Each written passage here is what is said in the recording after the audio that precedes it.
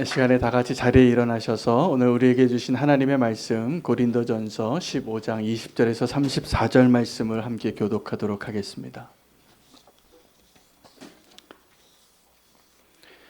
그러나 이제 그리스도께서 죽은 자 가운데서 다시 살아나사 잠자는 자들의 첫 열매가 되셨도다. 사망이 한 사람으로 말미암았으니 죽은 자의 부활도 한 사람으로 말미암는도다. 아담 안에서 모든 사람이 죽은 것 같이 그리스도 안에서 모든 사람이 삶을 얻으리라. 그러나 각각 자기 차례대로 되리니 먼저는 첫 열매인 그리스도요 다음에는 그가 강림하실 때에 그리스도에게 속한 자요. 그 후에는 마지막이니 그가 모든 통치와 모든 권세와 능력을 멸하시고 나라를 아버지 하나님께 바칠 때라. 그가 모든 원수를 그 발 아래에 둘 때까지 반드시 왕 노릇 하시리니 맨 나중에 멸망받을 원수는 사망이니라. 만물을 그의 발 아래에 두셨다 하셨으니 만물을 아래에 둔다 말씀하실 때에 만물을 그의 아래에 두시니가 그 중에 들지 아니한 것이 분명하도다.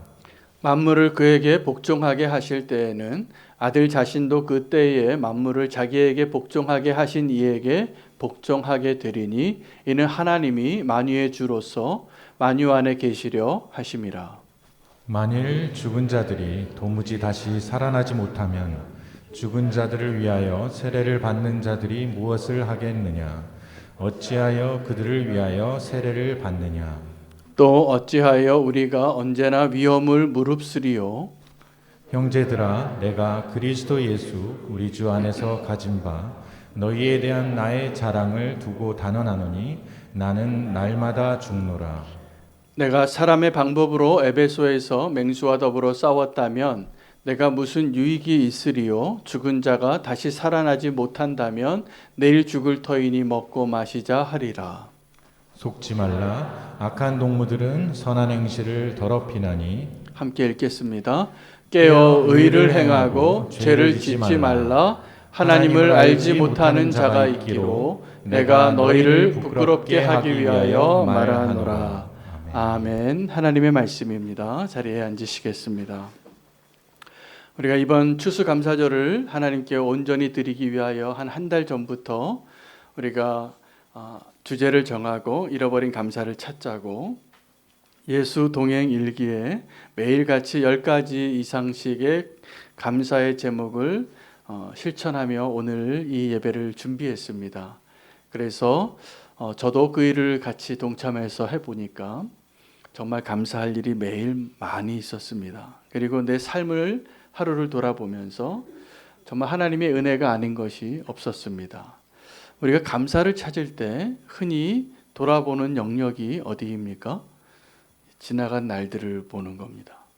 생각해 보니까 오늘 내가 정말 감사할 것들이 너무 많았다는 것을 발견하고 그렇게 함께 고백하며 한 달 정도를 우리가 함께 감사의 사람이 되고자 그렇게 고백하고 준비했습니다. 오늘 말씀을 준비하면서 하나님이 주신 우리가 바라봐야 할 새로운 영역이 보이더라고요. 하나님께서 이 감사의 영역을 지나간 날들로 제한하는 걸 원치 않으시는구나. 우리가 무엇을 감사해야 하냐면 내일 일들을 감사할 수 있는 자가 되시기를 축복합니다. 여러분, 내일 일이 어떤 분에게는 염려가 되고 또 걱정이 됩니다. 그래서 무엇을 먹을까 무엇을 입을까가 우리의 기도의 제목이 되기도 하는데 사실은 우리가 하나님의 진정한 의도를 발견하게 된다면 우리에게 허락하신 내일은 감사의 제목으로 다 바뀔 것입니다. 오늘 이 말씀이 저와 여러분의 심령 안에 정말 온전히 뿌려질 수만 있다면 우리의 고백이 그렇게 바뀔 거라고 저는 믿습니다. 오늘 본문은 그런데 추수감사절 본문으로는 적합하지 않은 본문입니다. 아시는 것처럼 고린도전서 15장 전체는 부활에 대한 메시지이고 오늘 본문은 예수 그리스도의 부활 때문에 그 나머지 사람들도 부활의 소망을 얻게 된다. 그리고 바울이 그 부활의 소망을 가지고 살았다라는 것을 자랑하고 권면한 내용이 되겠습니다. 전혀 다른 본문이고 이 본문은 부활절날 설교해야지 딱 적합한데 오늘 추수감사주일입니다. 근데 제가 강해 설교를 하기로 작정했기 때문에 어떻게 해서라도 이 본문 중에 제가 기도하면서 하나님 이 본문 중에도 추수감사절에 합당한 하나님의 음성이 있을 거라고 믿습니다. 그리고 성경을 계속 보았어요. 근데 너무나 놀라운 하나님의 은혜가 있더라고요. 이 부활의 소망이 우리가 정말 감사해야 할 창문입니다. 이 부활의 소망이 우리가 정말 감사의 삶을 살기 위한 하나님의 마음을 발견하는 축복의 시작이 될 것입니다. 예수 그리스도께서 부활의 첫 열매가 되셨더라라고 기록을 하고 있습니다. 그래서 그 이후로 예수 믿는 사람들은 다 그 죽음을 이기신 예수 그리스도의 부활의 길을 걸어갈 수 있게 하신 것입니다. 여러분, 열매를 기다리는 사람들이 있는데 가장 대표적인 직종이 농사 짓는 분들입니다. 여러분, 농사 짓는 사람들이 씨를 뿌리고요, 물을 주고 가지를 치고 잡초를 다 거두어내고 나중에 열매를 거둘 때에도 무엇을 꿈꾸고 있냐 하면 열매를 거두는 거예요. 그 열매 하나 거두려고 한 해를 기다려요. 수고하고. 그래서 모든 농부들의 꿈이 열매를 맺는 것인데 이 농사 짓는 게, 저는 농사는 죄송하게도 지어본 적은 없습니다. 근데 농사를 짓는 것을 생각을 해보니까 이게 굉장히 하이 리스크 잡이에요. 굉장히 위험한 요소가 많아요. 이거 뿌려놓고 1년을 기다리는 거예요. 엄청난 노동력이 들어가고 비용이 들어가고 비료 많이 들어갑니다. 농약도 많이 쳐야 하고. 그리고 나중에 그 열매로 그것을 보상받아야 되는데 이게 안 될 때가 있어요. 태풍이 불거나 잘 수확을 했는데 가격이 안 맞아요.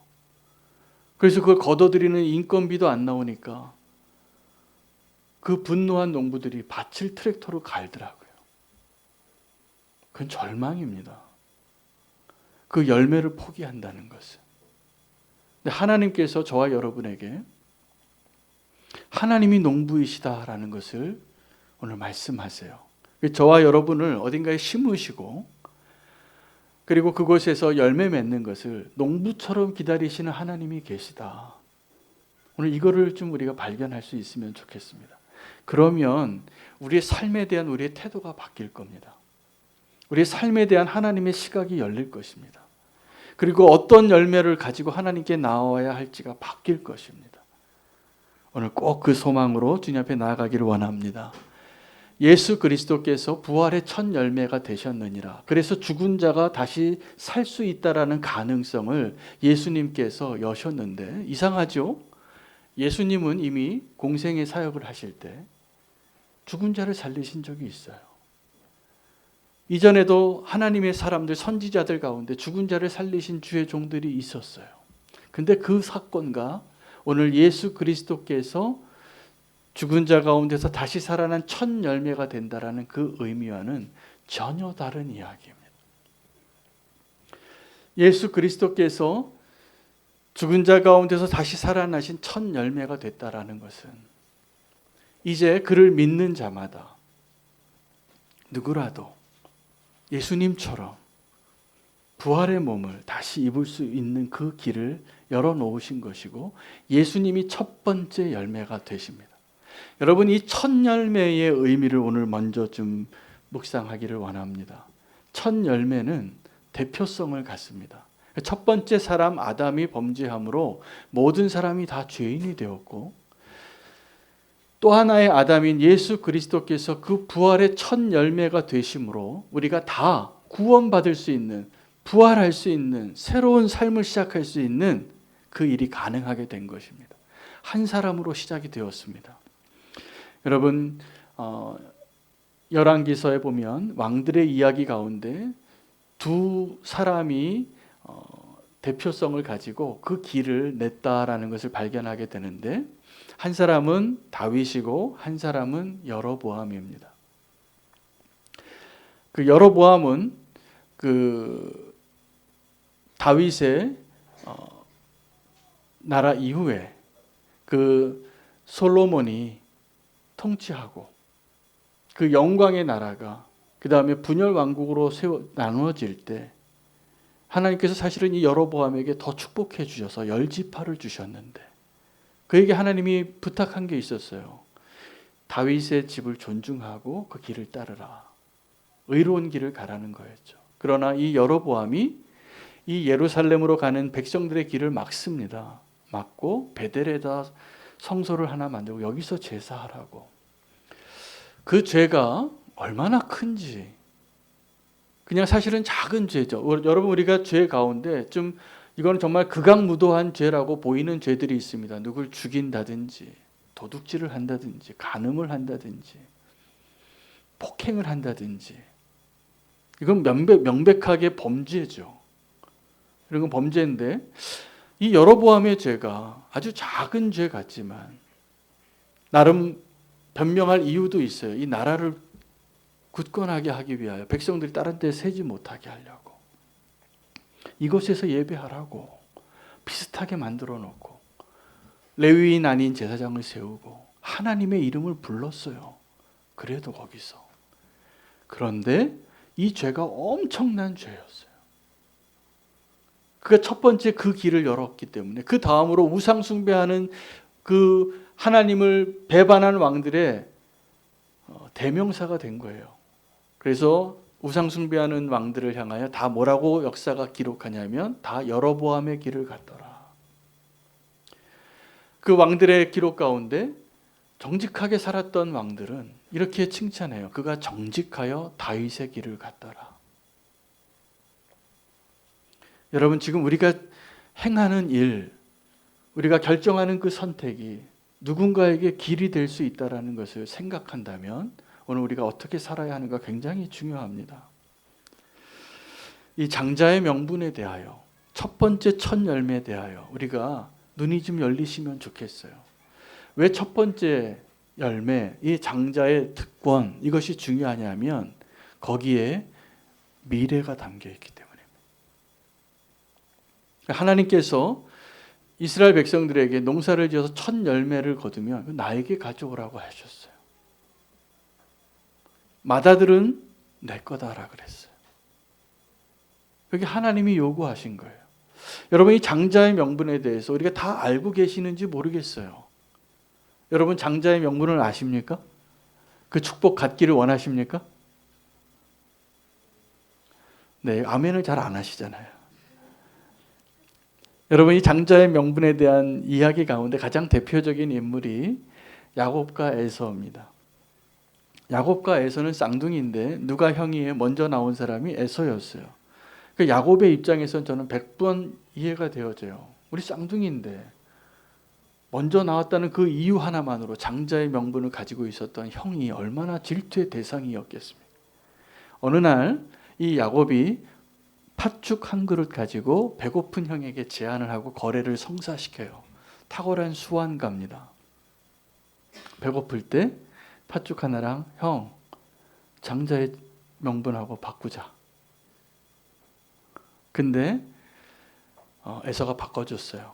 엄청 후회했지만 나중에 아버지에게 축복받을 때가 가까울 때 그 약속했던 것으로 빼앗긴 것을 잃어버리지 않으려고 그렇게 안타깝게 동생 대신 먼저 하려고 하나 결국 야곱이 그 축복을 받아갑니다. 여러분 지금 우리가 보기에는 그 에서가 좀 바보 같은 결정을 했다라고 생각하시죠? 그러시죠? 여러분 같으면 그 팥죽하고 장자의 축복하고 바꾸시겠습니까? 혹시? 손 한번 들어보세요. 아무도 안 계세요. 아유 손 들지 마. 자, 바꿀 사람 하나도 없어요.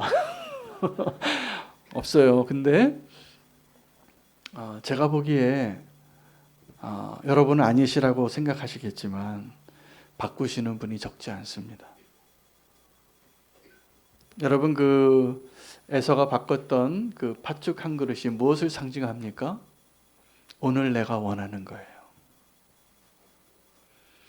오늘 내가 원하는 것 때문에 미래의 축복을 포기한 사람들이 많아요. 다 에서예요. 그 사람이 에서예요. 우리는 바보 같다고 미련하다고 왜 저렇게 어리석은 거래를 했을까? 지금도 이 천국에 대한 확신이 없으면, 이 부활에 대한 소망이 없으면 제가 장담해요. 다 에서 됩니다. 그 구원 뭐 하는 데 쓰냐고. 지금 내가 오늘 내 손에 들어온 현금이 낫지. 그래서 내 재산을 다 소유를 팔아서 그 부활을 바꾸지 못하시는 거예요. 여러분 그거 어렵습니다. 에서 안 되는 게 어렵습니다. 정말 믿음이 없이는 그 거래를 못해요. 거절을 못해요. 제가 지난주에 맥체인 성경 묵상하다가 저의 마음에 오랫동안 지금 담아놓고 있는 본문이 역대상 5장 1절에서 2절입니다. 다윗 왕을 소개하려고 새롭게 족보가 소개되어지는데 그 족보 가운데 야곱의 아들들 12아들들 가운데 첫 번째 아들이 르우벤이에요. 근데 르우벤이 탁월한 자였습니다. 근데 그가 장자의 직분을 갖고 있었던 자였는데 빼앗겨요. 왜요? 범죄함 때문이었어요. 그가 탁월하였지만 그의 물이 끓듯이 하여서 아버지의 침상을 범하였어요. 아버지의 첩과 동침합니다. 용납될 수 없는 죄예요. 그러면 장자의 명분을 잃어요. 여러분 우리가 범죄할 때 꼭 기억하셔야 될 게 잃어버릴 게 많아져요. 르우벤이 그래서 장자의 명분을 잃어버렸더라. 그리고 그 장자의 명분이 요셉에게로 갔더라. 이렇게 기록해요. 2절에는 유다 이야기를 해요. 유다가 권세자의 축복을 얻습니다. 이 땅에 성공해요. 그런데 이 땅에 성공하는 것보다 더 중요한 게 있다라고 말하는 거예요. 그게 장자의 명분은 유다에게 가지 않고 요셉에게 갔더라. 여러분 오늘 우리가 준비해야 될 열매가 뭐냐 하면 미래의 소망이에요. 미래에 하나님이 기대하시는 그 열매를 맺을 수 있는 그 씨앗을 내가 잃어버리지 않는 것. 그것이 오늘 우리가 주님 앞에 저와 여러분이 가지고 나와야 할 열매예요. 그 열매 안에는 씨앗이 숨겨져 있어서 30배, 60배, 100배의 열매를 거둘 수 있는 놀라운 정말 보화예요. 그런데 그것을 오늘날, 오늘 것을 위해서 미래의 그 축복을 믿지 못하고 막 바꾸는 거예요. 안타깝게도. 여러분, 개척자의 축복이 많습니다. 저는 하나님께 헌신하고 사실은 선교사로 헌신을 했기 때문에 제가 지금 돌아보니까 저의 길은 다 개척이었더라고요. 근데 만약에 어떤 분들이 개척을 하시는 분들은 좀 고생을 많이 해요. 안 가본 길을 가니까 없던 거를 세워야 되니까. 근데 또 어떤 분들은 그렇게 잘 닦아놓은 길에 잘 지어놓은 집에 들어가서 솔로몬처럼 사시는 분이 계세요. 여러분 뭘 원하십니까? 개척자 되실래요? 아니면 거기에서 편안하게 누리는 꽃을 피우는 사람이 되기를 원하세요? 네, 후자가 많으실지도 모르겠지만 저는 만약에 저에게 다시 한번 선택할 수 있는 기회를 주신다면 하나님이 저는 동일하게 개척자의 길을 가고 싶어요. 더 나아가 여러분에게도 그 선택하시기를 저는 축복해요. 제가 선교 훈련을 할 때 제가 주로 강의하던 과목이 선교 역사인데 선교 역사를 공부해서 강의를 했는데 알고 봤더니 이것이 다 교회 역사였어요. 교회 역사를 되돌아보니까 그 시대에 하나님이 기억하시고 역사책에 기록되어지는 이름이 누군가를 그 시대로 들어가서 보니까 저와 여러분이 기억하고 있는 역사 속에 정말 중요한 사람들은 그때 당시에 정점에 있었던 사람이 거의 없습니다. 여러분 지금 우리가 살고 있는 이 시대를 100년 지나고 1000년 지나고 누가 인정받는 사람이 될 것 같습니까? 지금 모든 것을 소유해서 정점에 있었던 그 사람 아니에요. 그런 사람들이 항상 있었는데 그 사람을 기억하지 않아요. 누굴 기억하냐면 그 시대에 가보지 않은 길을 넘어간 그 첫 번째 개척자예요. 그 사람들이 역사에 남는 이름이에요. 그래서 제가 소망이 생겨요. 그 사람들이 우리가 기억하는 정말 역사의 주인공과 같은 그 역사의 장자의 그 특권을 누렸던 그 사람들이 그 정점에 있었던 사람이 아니라 새로운 문을 열었던 사람들이었구나.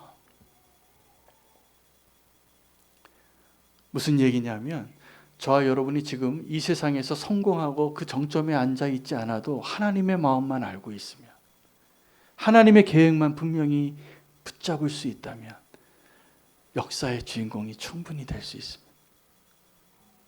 믿으세요. 이게 정말 역사에서 남긴 정말 근거예요. 저는 그래서 저도 그렇고 우리는 교회가 하나님이 원하시는 그 길에 우리가 지금 어떤 정점에 이르는 그러한 모습을 꿈꾸는 자가 아니라 하나님의 마음에 합한 자로, 하나님이 원하시는 그 열매를 소망하는 자로 그곳에 있기를 소망해요. 예수님께서 예루살렘 성으로 들어가실 때 배가 고프셨습니다. 배가 고프셨는데 그 무화과 나무에 무화과 열매가 있는데 열매가 없는 나무를 계속 뒤집으시다가 저주하셨어요. 그 다음날 그 나무가 예수님께서 말씀하신 대로 정말 말라 비틀어졌더라. 왜요? 예수님께서 열매를 기대하셨는데 열매가 없는 나무예요.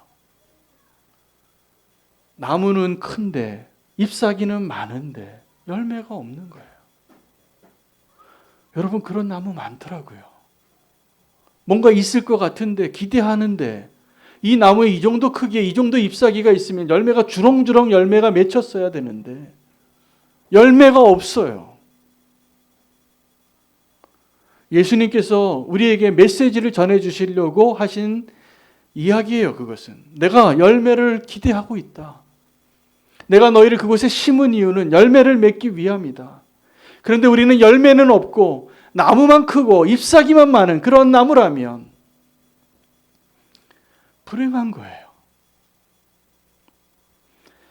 우리가 지난 수요일에 초막절 이야기를 했거든요. 그것도 본문이 강해 설교를 하다 보니까 그 초막절 본문이 사실은 오늘 추수감사절 이야기예요. 너희는 3번 나에게 남자들은 다 나아오라 얘기하셨던 그 3가지 절기 중에 마지막 절기, 이 초막절, 수장절, 추수해서 저장해 놓는 절기예요. 하나님이 마음껏 부어주셨는데 그렇게 해놓고 하나님께서 요구한 것은 감사하라는 거였어요. 그런데 그거를 못 지켰더라고요. 1000년 동안. 여러분, 우리가 하나님 앞에 하나님이 우리에게 이게 추수감사절 오늘 나오라고 기대하실 때 감사할 제목을 이미 다 주셨습니다. 우리가 감사를 잃어버렸을 뿐이에요. 여러분, 감사를 잃어버린 감사를 찾는 것은 앞으로 하나님께서 우리에게 주실 그 열매들의 문을 여는 첫 열매와 같은 열매예요. 감사하는 것이. 감사하면 하나님께서 더 열어주실 겁니다. 아멘 하세요. 이거는 감사하세요. 그럼 하나님이 더 많은 열매를 주실 겁니다. 근데 우리가 감사하지 않으면 더 불편해지실 거예요. 더 불행해지실 거예요. 감사도 안 하는데 지금 뭐가 되겠어요? 다 막히지요. 감사하십시오. 우리의 삶에 열매 맺으시는 분은 여러분이 아니라 하나님이세요. 근데 그 열매를 맺으려면 꼭 한 가지 조건이 있는데 그 뿌려진 씨앗이 죽어야 돼요. 썩어져야 돼요.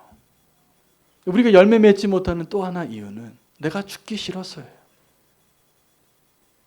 내가 죽어야지 30배, 내가 죽어야지 60배, 내가 죽어야지 100배의 열매가 맺히는 거잖아요. 좋은 땅은 다른 게 아니라 그 씨앗이 죽을 수 있는 것이에요. 그런데 우리는 그 씨앗을 하나 내 삶에 내가 먹고 살 거 그거 하나 포기하지 못해서 그렇게 사니 어떻게 열매가 30배, 60배, 100배가 맺히겠습니까? 바울이 그 비결을 말해주면서 예수 그리스도께서 첫 열매이기 때문에 나는 날마다 죽노라 라고 고린도 교회 성도들에게 자랑합니다. 이것이 내가 너희를 두고 하는 자랑이니 나는 날마다 죽노라. 그는 죽음이 두렵지 않았어요.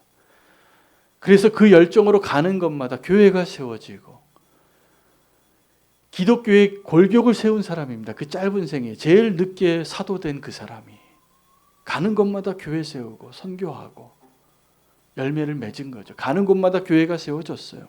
대단한 삶을 삽니다. 그랬던 그 바울이 32절에 이렇게 고백을 해요.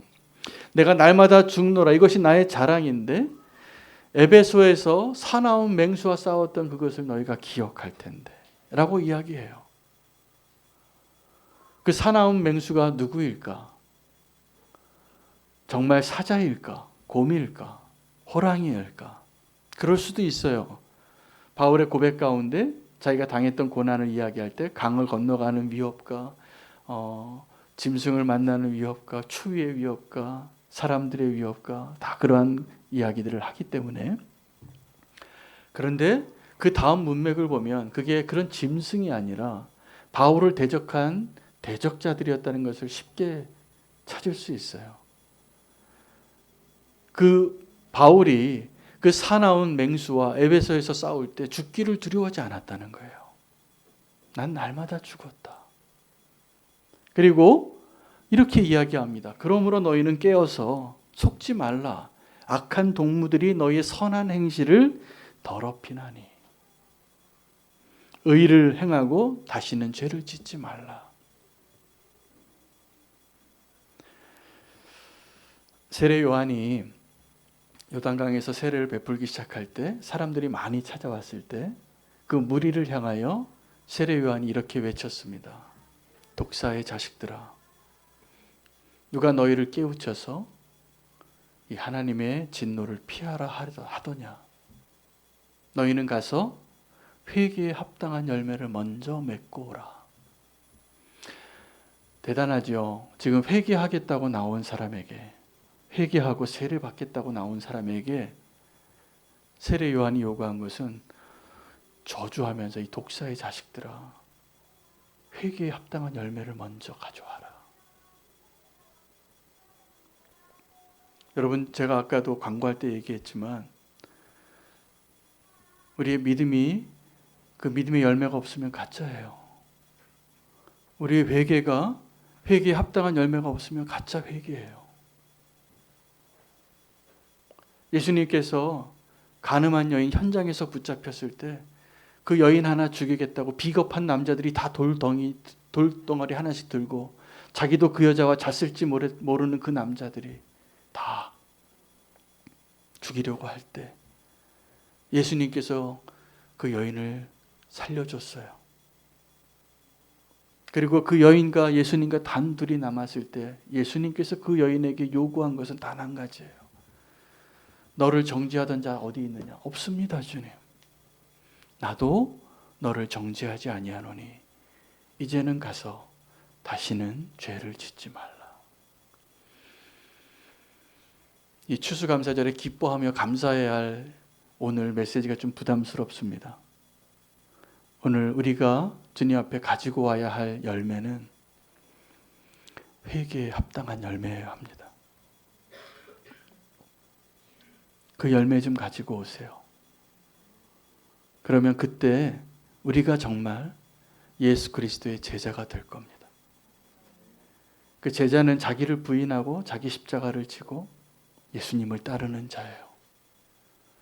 우리가 그 열매 없이 우리가 기껏 맺어봤자 그냥 나 하나 살아있는, 내 목숨 하나 간실히 버티는 그런 열매 하나, 씨앗 하나 남을 수 있겠지만 우리가 회개에 합당한 열매로 내가 날마다 죽노라라고 고백했던 그 바울의 고백처럼 그 열매 가지고 주님 앞에 나오면 하나님께서 그 한 사람 통하여 맺으실 열매가 얼마나 풍성한지 우리는 상상도 못할 거예요. 우리는 그걸 다 알 수 있는 믿음도 부족해요. 그러나 오늘 우리에게 필요한 열매는 회개에 합당한 삶입니다. 하나님 우리를 향하여 기대하시는 것, 그 삶을 가지고 주님 앞에 나오면 하나님께서 그 한 사람 통하여 얼마든지 30배, 60배, 100배의 열매를 거두실 수 있는 분이 하나님이세요.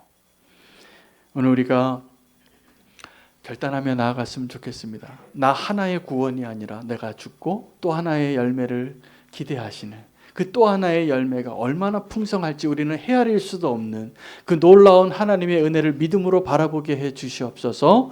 우리가 결단하며 주님 앞에 회개에 합당한 열매를 가지고 주님 앞에 나아가겠습니다. 고백하며 나아가